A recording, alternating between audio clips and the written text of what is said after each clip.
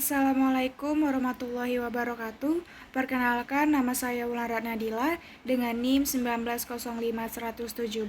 Saya mahasiswa dari mata kuliah Hukum Jaminan kelas 6A, Fakultas Hukum Universitas Malik Saleh yang diampu oleh Bapak Arif Rahman SHMH. Di sini saya akan mempresentasikan hasil dari tugas saya yang berjudul Hak-Hak Istimewa. Buku 2 Kitab Undang-Undang Hukum Perdata mengatur hak-hak lain yang bukan merupakan hak kebendaan, tetapi mempunyai persamaan atau mirip dengan hak kebendaan karena memberikan jaminan kepada kreditur. Terdapat dua hak istimewa, yaitu privilege dan hak retensi. Privilege atau hak didahulukan.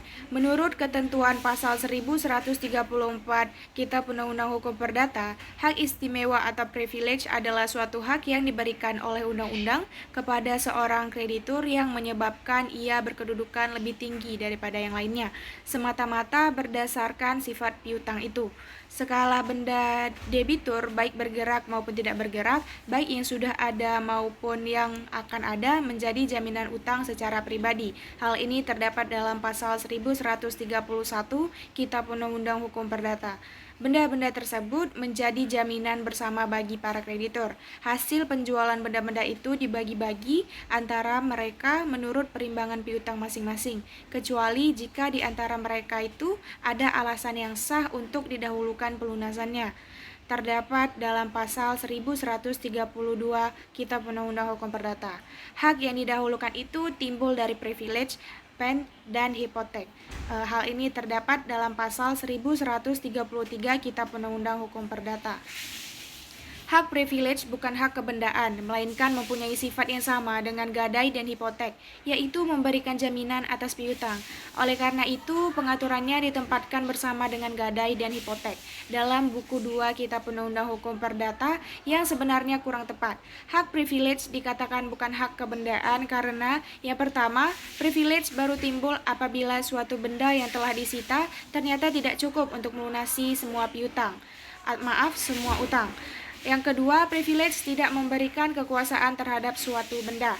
Yang ketiga, kreditur yang mempunyai hak privilege pun tidak dapat menyita benda jika dia tidak memegang suatu alas hak eksekutorial, misalnya putusan pengadilan. Dalam Kitab Undang-Undang Hukum Perdata diatur dua macam privilege, yaitu privilege umum dan privilege khusus. Yang pertama, privilege umum. Privilege umum adalah hak istimewa yang tertuju pada semua benda milik debitur yang terdiri atas 7 macam kebendaan, sebagaimana yang disebutkan dalam pasal 1149 Kitab Undang-Undang Hukum Perdata. Apabila kreditur mempunyai tagihan atas hak kebendaan umum sebagaimana yang disebutkan dalam undang-undang, maka pemenuhannya didahulukan dibanding hak-hak kebendaan lainnya. Ketujuh macam privilege umum itu adalah: yang pertama, biaya perkara yang timbul dari penjualan barang dan biaya penyelamatan barang. Yang kedua, biaya penguburan. Yang ketiga, biaya pengobatan terakhir. Yang keempat, upah para buruh yang harus dibayar. Yang kelima, piutang karena penyerahan bahan-bahan makanan. Yang keenam, piutang para pengusaha sekolah berasrama. Yang ketujuh, piutang anak-anak di bawah umur yang dapat ditagih. Selanjutnya ada privilege khusus.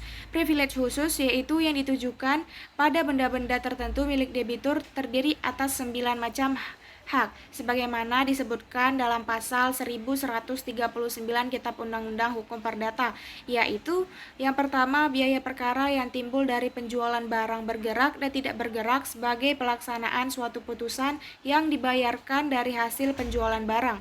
Yang kedua, uang sewa barang tetap, biaya perbaikan yang menjadi kewajiban penyewa, serta segala sesuatu yang berkaitan dengan pemenuhan perjanjian sewa menyewa.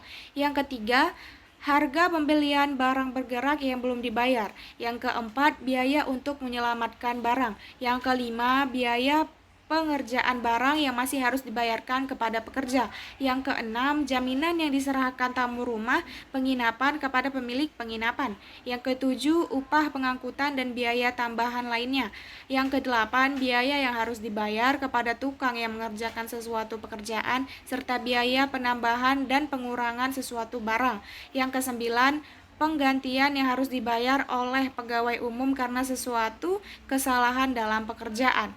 Privilege khusus ini didahulukan dari privilege umum.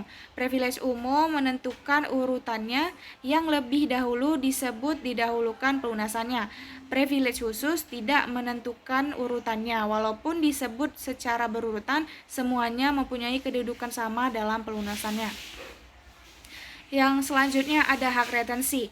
Hak retensi adalah hak untuk menahan suatu benda sampai suatu piutang yang bertalian dengan benda itu dilunasi. Hak retensi ini merupakan hak perseorangan namun mempunyai aspek sifat kebendaan, dan karena itu dibicarakan dalam hukum benda atau hak retensi. Tidak menimbulkan hak didahulukan.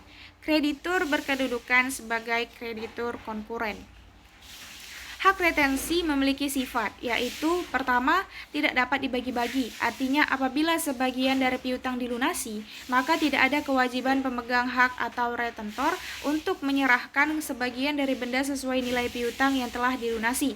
Yang kedua, tidak memberikan hak memakai, tetapi hanya sebatas hak menahan saja dari hak revindikasi atau menurut penyerahan oleh debitur. Kewenangan retentor hanyalah menahan benda dan menolak penyerahan benda sebelum utang debitur dilunasi. Hak retensi tidak dapat dipertahankan terhadap eksekusi yang dijalankan atas perintah pengadilan. Apabila terjadi eksekusi oleh pengadilan, maka retentor berubah kedudukannya menjadi kreditur konkuren yang dijamin dari jaminan umum milik debitur berdasar pasal 1131 dan pasal 1132 Kitab Undang-Undang Hukum Perdata. Apabila barang yang dikuasai dengan hak retensi lepas dari kekuasaan retentor, maka berakhirlah hak retensi itu. Terima kasih, sekian dari hasil presentasi saya. Bila ada kekurangan saya mohon maaf, kepada Allah saya mohon ampun. Wabillahi taufiq wal hidayah. Wassalamualaikum warahmatullahi wabarakatuh.